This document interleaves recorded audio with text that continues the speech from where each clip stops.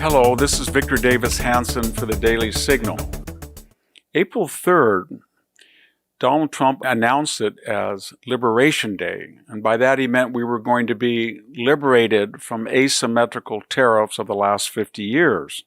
And it was going to inaugurate a new, what he called, golden age of trade parity, greater investment in the United States, but mostly greater job opportunities and higher paying jobs for Americans. And yet the world seemed to erupt in anger. It was very strange. Even people on the libertarian right and of course the left were very angry. Wall Street Journal pilloried Donald Trump. But here's my question. China has prohibitive tariffs. So does Vietnam. So does Mexico. So does Europe. So do a lot of countries. So does India. But if tariffs are so destructive of their economies, why is China booming? How did India become an economic powerhouse when it has these exorbitant tariffs on American imports? How did Vietnam, of all places, become such a different country, even though it has these prohibitive tariffs? Why isn't Germany, before its energy problems, why wasn't it a wreck? It's got tariffs on almost everything that we send them. How is the EU even functioning with these tariffs? I thought tariffs destroyed an economy, but they seem to like them. And they're angry that they're no longer asymmetrical. Apparently, our people who are tariffing us think tariffs improve their economy. Maybe they're right. I don't know.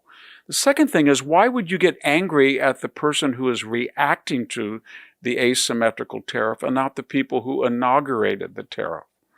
Why is Canada mad at us when it's running a $63 billion surplus and it has tariffs on some American products at 250%?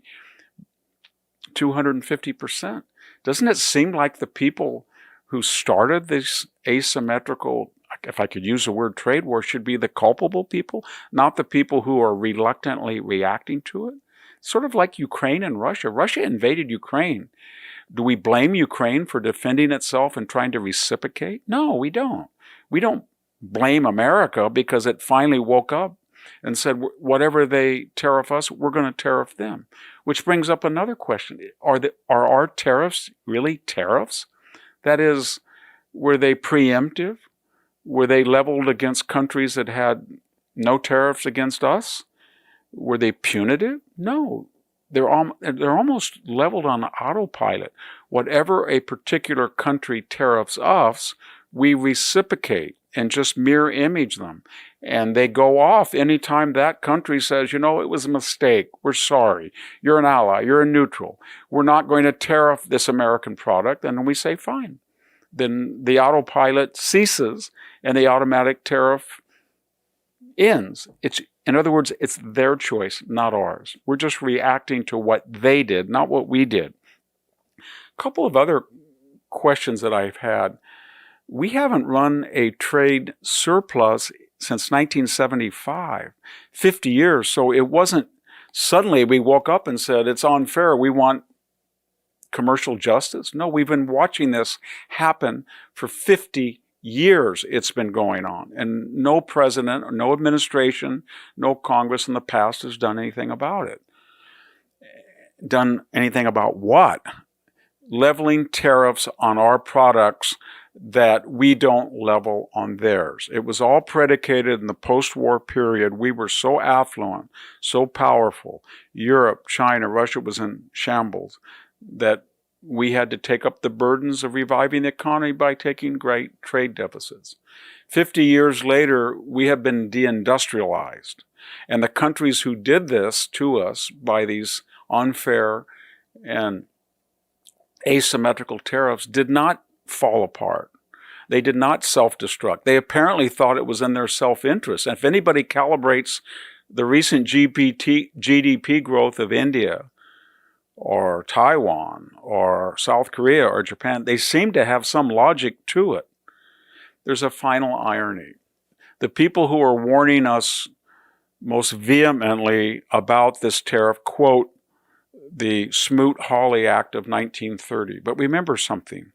That came after the onset of the Depression, after the stock market crashed in 1929. That law was not passed till 1930. It was not really implemented to 31. And here's the other thing that they were conveniently not reminded of. We were running a surplus. That was a preemptive punitive tariff on our part against other countries. We had a trade surplus, and it was not 10 or 20%. Some of the tariffs were 40 and 50%. And again, it happened after the collapse of the stock market. In conclusion, don't you find it very ironic that Wall Street is blaming the Trump tariffs for heading us into a recession, if not depression, when the only Great Depression we've ever had was not caused by tariffs, but by Wall Street? This is Victor Davis Hanson for the Daily Signal.